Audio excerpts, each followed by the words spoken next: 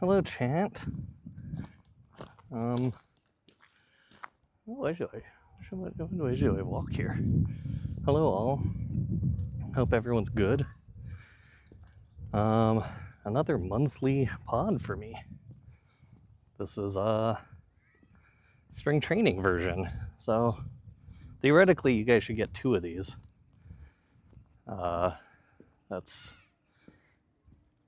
That is, I guess, the meaning of monthly. One this month and one next month. So hopefully that's the case. Got all the good equipment for this one. For those who are like, oh man, the last monthly one was really good, but I'm missing all sorts of other pods. I wish this was more frequent than monthly.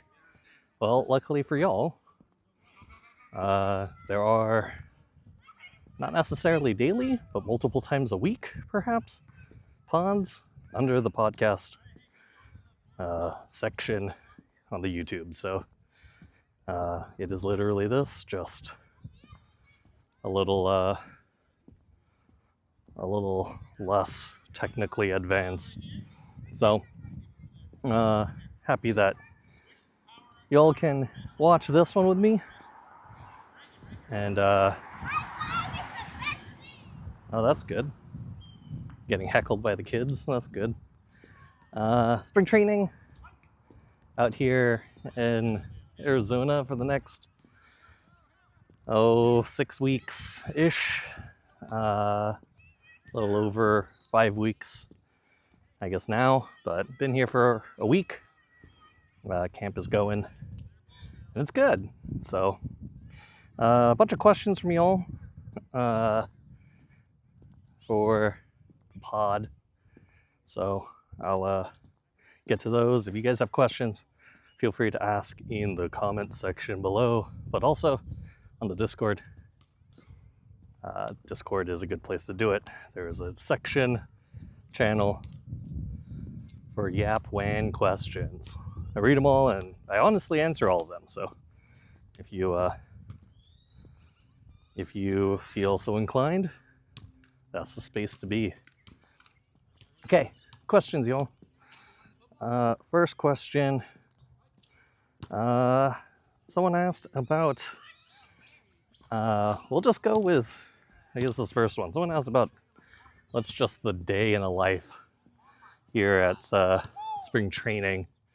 So, day in a life, it's actually pretty straightforward.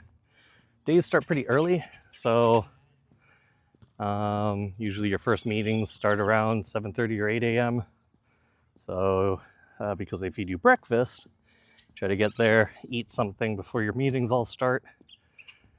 Try to get in around 7:30. My first meeting's usually around 8.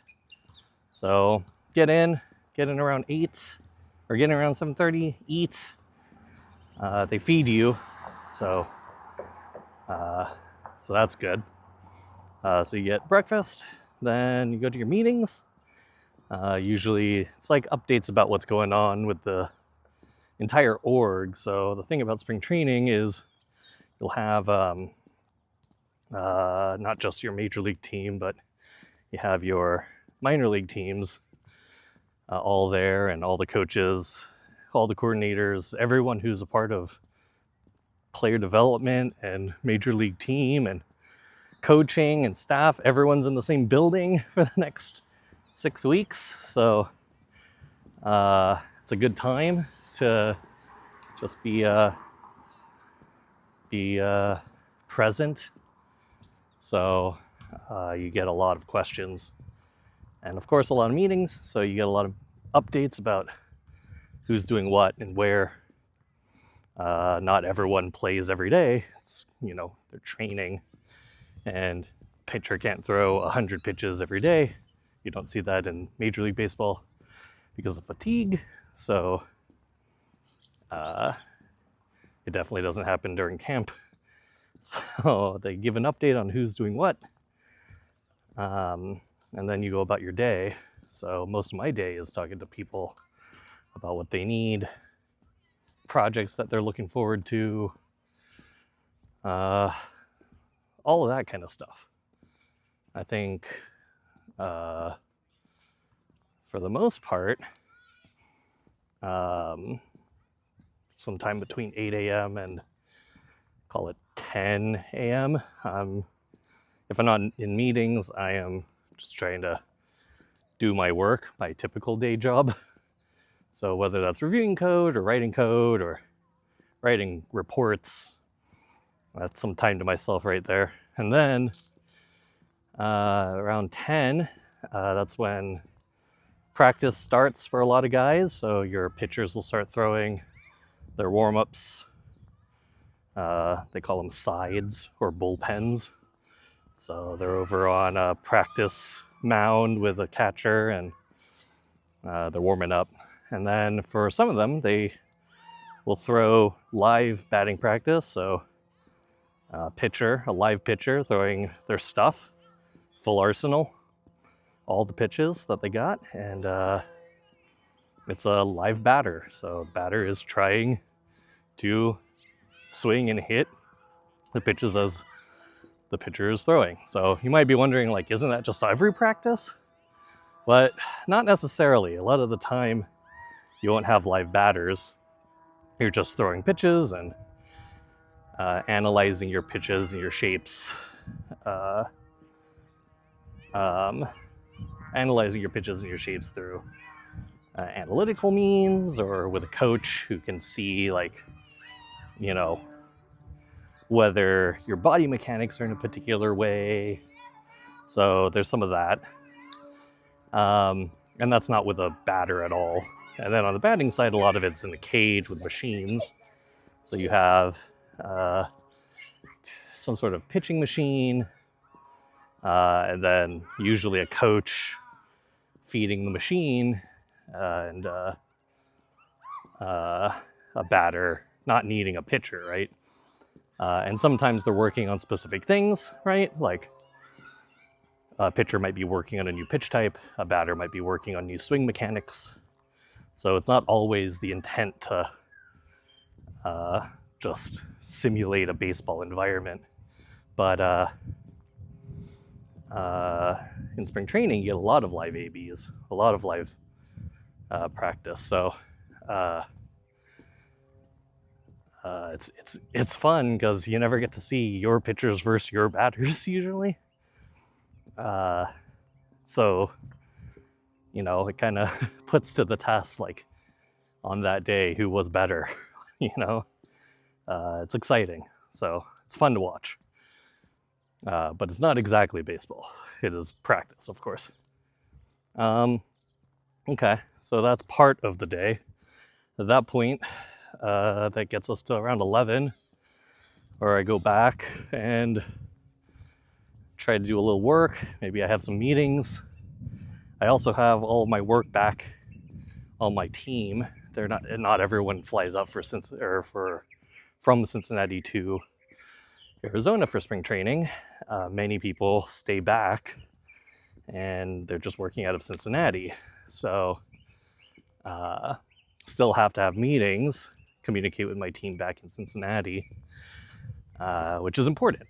Like, we're still a team, we're still connected. They are doing a lot more work than I am, since there's many more people back in Cincinnati doing code. So making sure that I stay connected to them. They are 2 hours ahead right now, but during daylight savings time, they will be 3 hours ahead, since Arizona does not recognize daylight savings time. So, and then about lunchtime, go grab lunch, they feed us.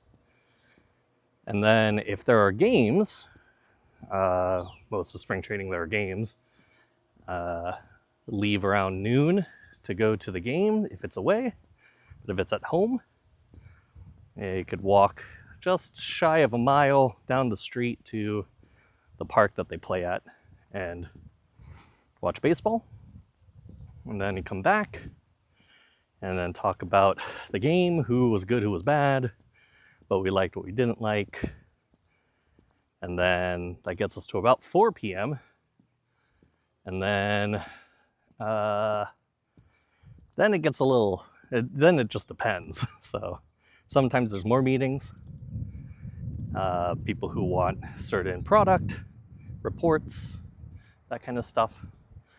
They might want their best time is after the game because they were coaching the game, if they're coaches or staff.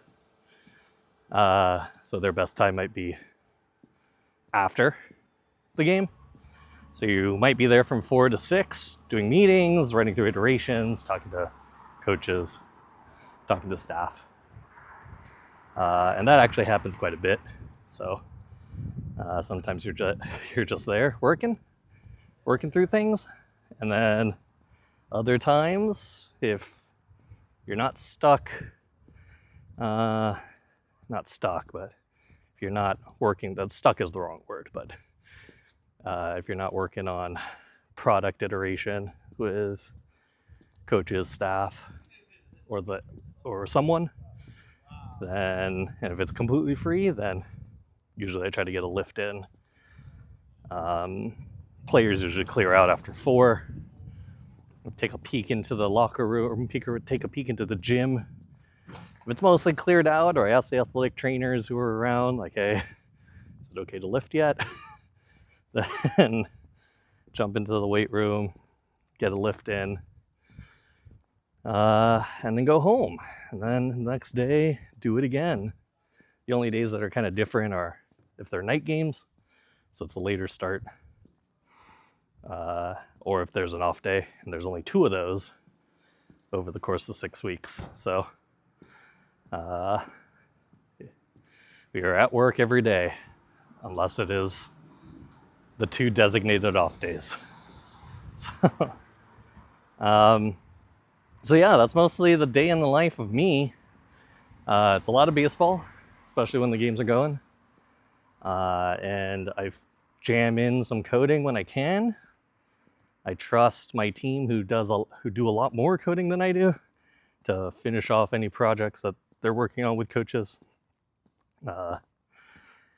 But usually I like to consider myself the front lines of ideas and idea generation here. Lots of coaches, lots of staff come up to me asking about,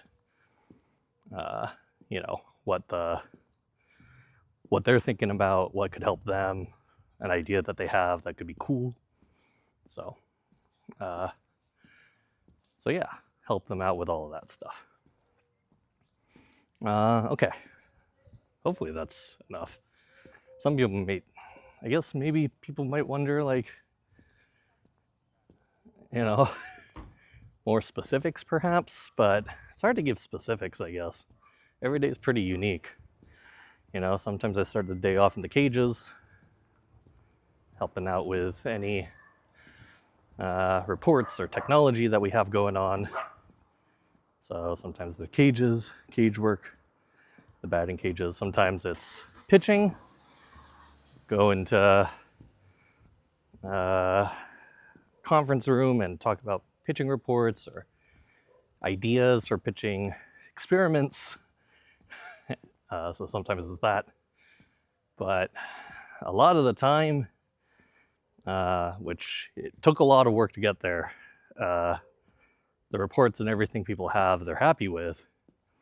And a lot of the ideas that I get are just truly like brand new, off the wall, like, can we do this? And I either can, usually my answer is, we can always try, you can always attempt to do something like that, but are we going to do something is it possible to do it in production? Is it possible for it to be automated? When the data is available, how often is it available? X, Y, Z. So there's a lot of hurdles before some crazy idea gets to be put into production or gets to be put into someone's, toolkit, so to speak. But those are questions that we have too. Those are pretty important as well. So I get a lot of idea generation, and I tend to think I'm I have a little time, perhaps a little more time for hands-on keyboard work than my department. So I do try to take a really basic first swing at things, and then people who are much faster and smarter than I on the keyboard these days, I hand them a seed of a project, tell them what direction they go, make sure that they get introduced to the staff or the coach who is asking for it, and then we're off to the races at that point. So that's sort of my concept of what a day in a life might be like for me. Hopefully that was enough for y'all. Okay, next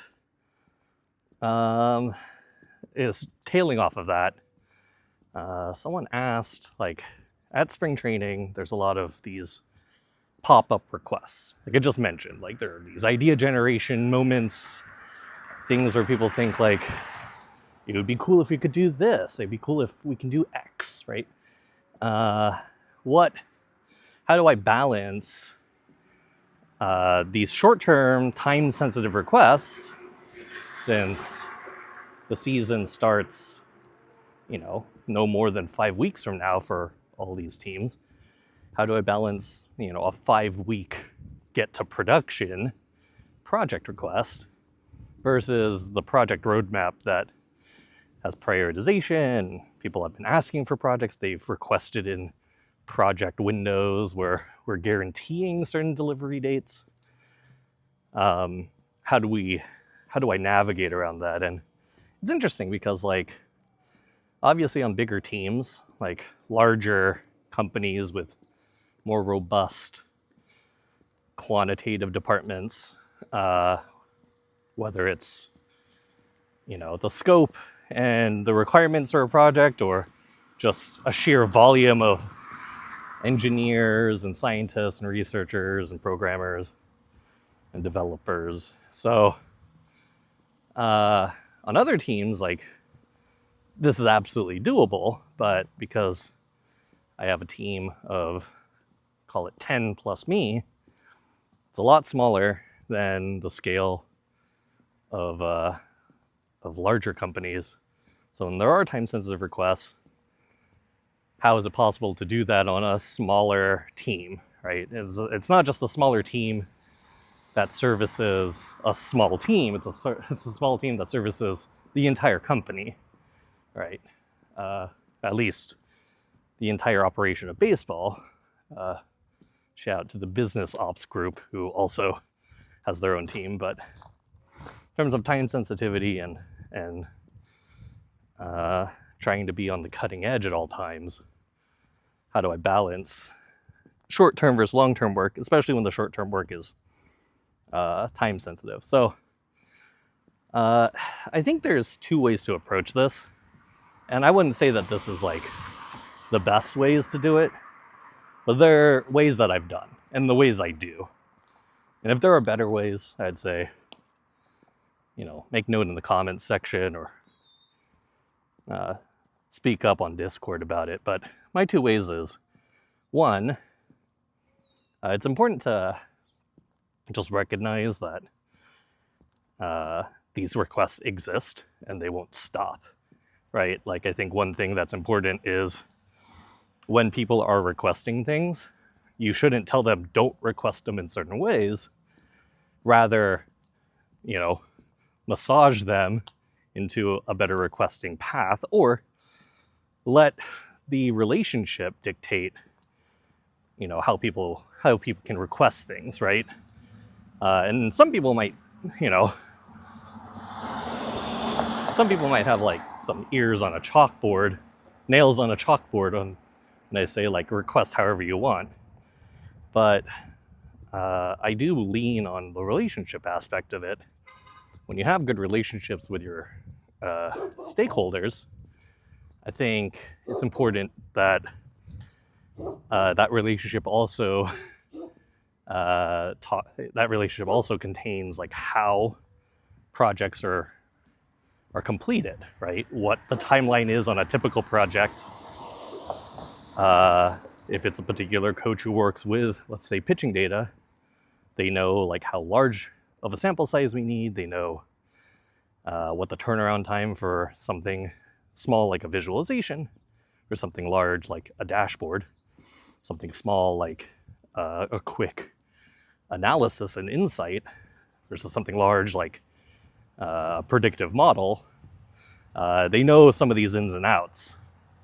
So if your relationship is strong with your stakeholder and they're educated on the development cycle, and truthfully, if they're a part of the development cycle, then I think requests can come in however form, in whatever form.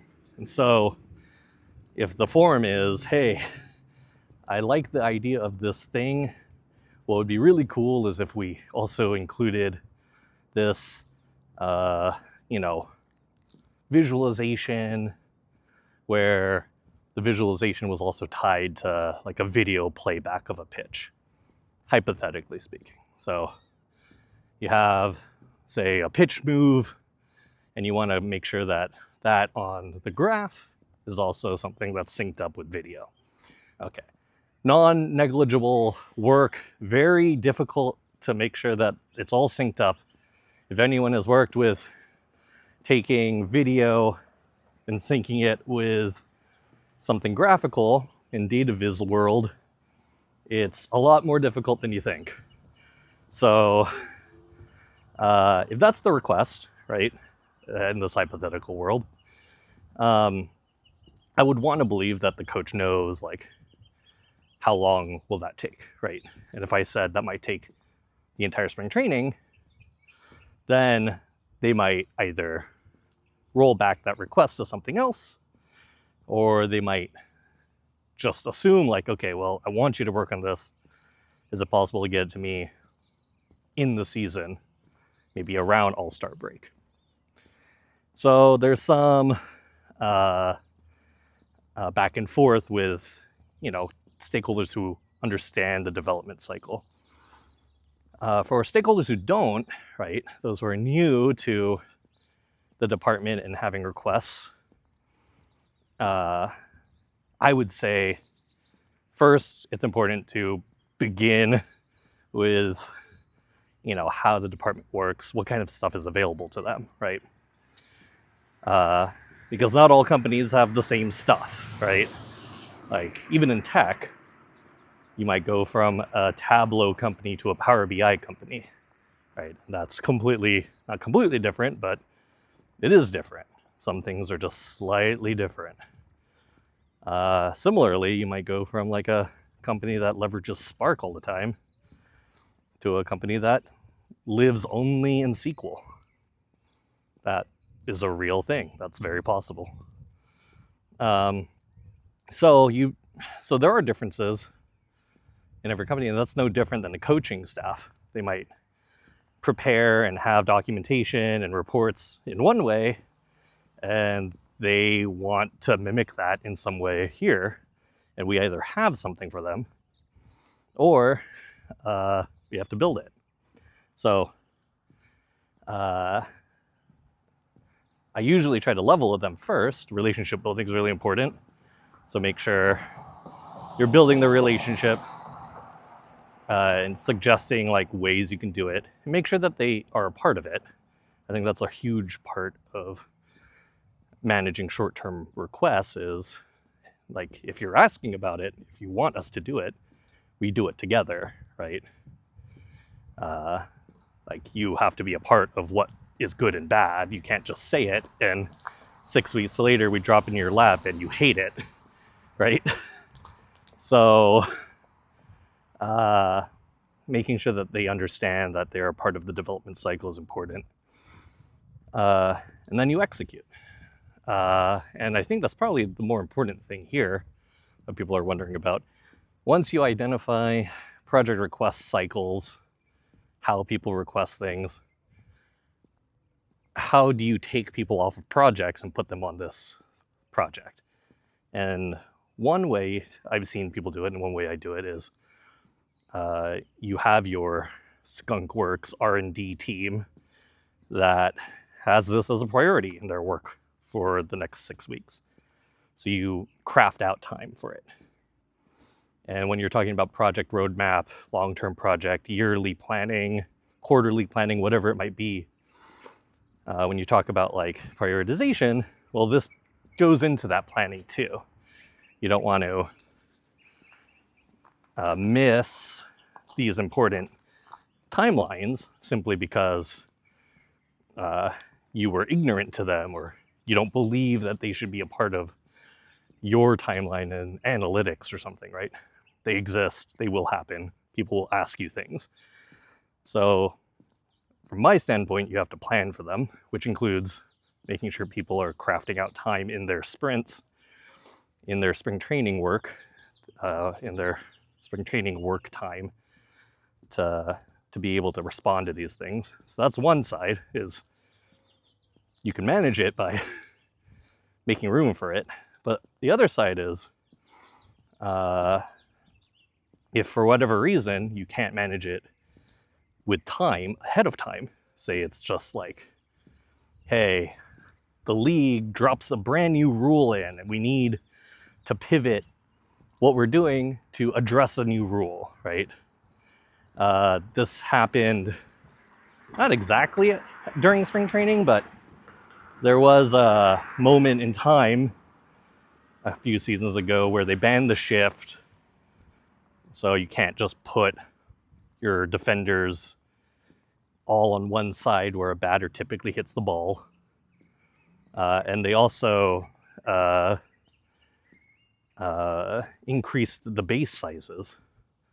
So theoretically, it's easier to steal a base now because the bases are bigger. Therefore, the distance from one bag to another is smaller.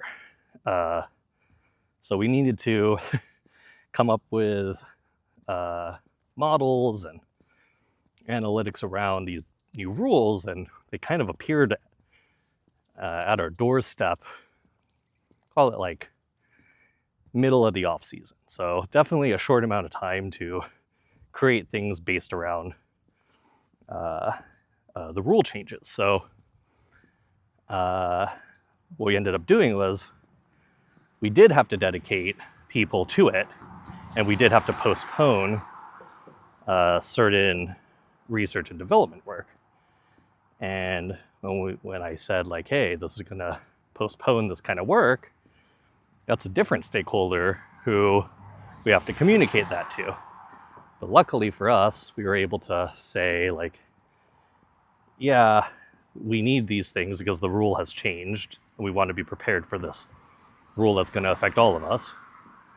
But it's going to, push your project back. And that particular stakeholder was someone who was very, someone we've worked with a lot. So when they heard it, they're like, okay, we get it. We can do it. We're fine with that. And they understood, obviously, a little disappointed that it wasn't going to be, their project wasn't going to be done when we had guaranteed them a delivery window. But, overall, when you have a smaller team, that is some concession you have to make sometimes, what gets done in what order. So I always lean back to the relationship building of it. When you lead your department, or when you're the project lead, or you're the project manager, or a team lead, or a team manager, it's important to know that the higher you go up in your organization, the more your relationships are the things that, power how your responsibilities get doled out. If it wasn't for my relationships, if it wasn't for me building relationships over time, it'd be very difficult for me to, pivot projects, pivot timelines, prioritize certain things in shorter windows than most people would be comfortable with. So that's why, when people get hired into director level roles or senior level roles at companies, and in my mind I'm like, Well, so much of those upper level, senior level, lead level, director level roles require so much relationship building. Like, how is it possible that the relationship building, for a director just happens once they enter? Like, how much runway are you giving someone to build up the trust in the product, in the system, in the staff, and making sure that people trust your process? And I think it's a lot more difficult than people give it credit for. So yeah, if you are out there climbing the ladder right now, don't underestimate, the random lunch or the random dinner, grabbing a coffee, getting breakfast with someone.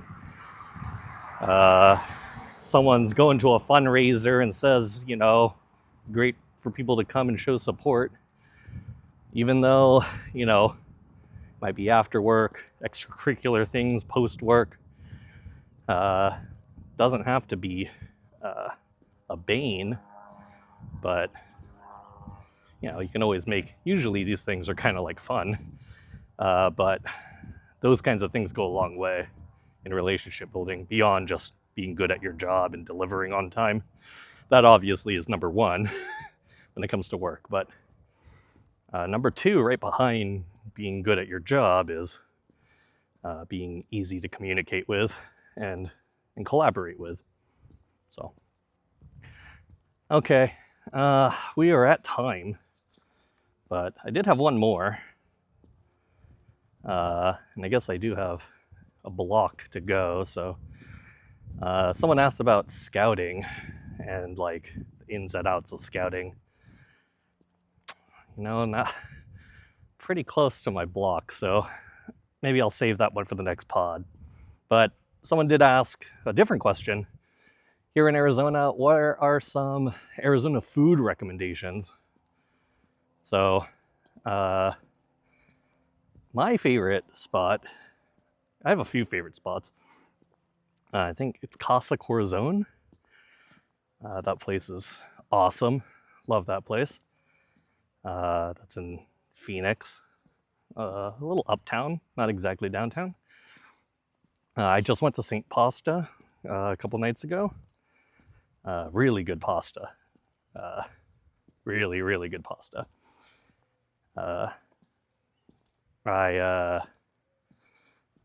Lam Wong, fantastic.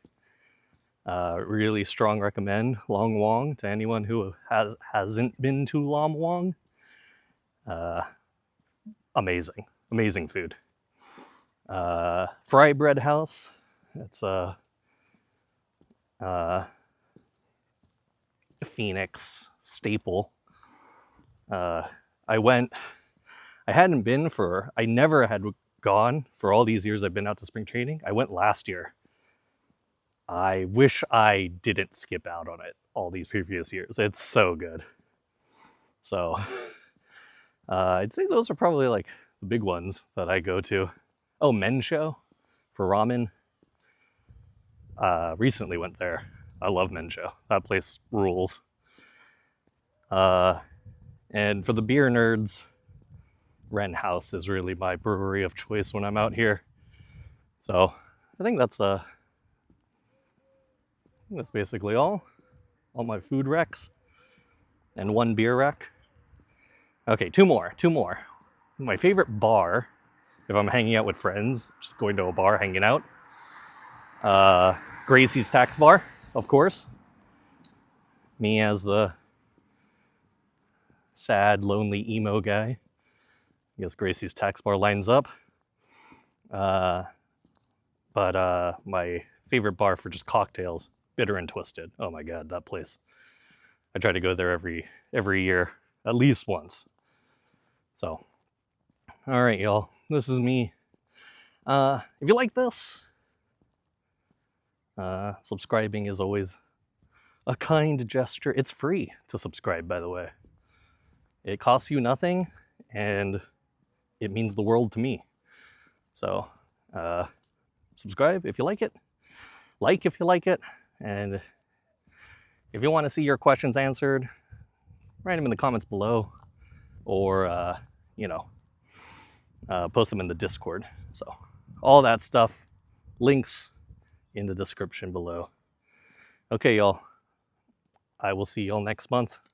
Another monthly, but if you are a frequent pod enjoyer, I will see you probably in a day or so with your typical unlisted pod very soon. All right, y'all. See ya.